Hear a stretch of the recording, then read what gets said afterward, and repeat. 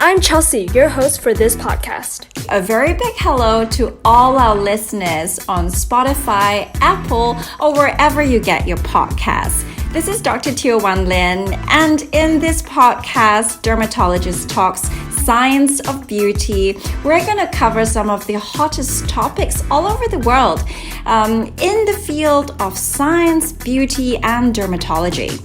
Our first episode is coming out soon, but we wanted to give you a sneak peek of what's to come. Dr. Teo, how do you think COVID-19 has shaped the business of beauty, skincare, and medicine?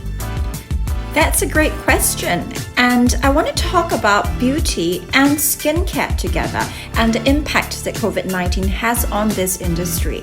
Now, rather surprisingly, I found that there has been a positive shift in sustainable practices with regards to home care, self-care in the field of beauty.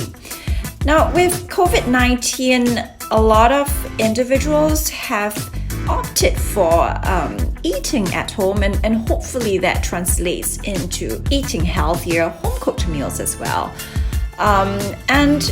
From a dermatologist perspective, there has been an interesting sort of de-emphasis on aesthetic and cosmetic interventions this year in 2020, simply because of the reality of the lockdown and circuit breaker in Singapore, lockdowns imposed worldwide.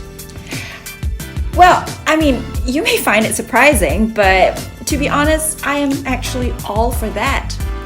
Now, if I may just deviate a little, I want to talk about how, while toxins, fillers, and lasers do form a significant part of my dermatology practice, I personally do not find these practices either sustainable from a physiological or humanistic perspective, nor are they encouraging any sort of positive perception of aging.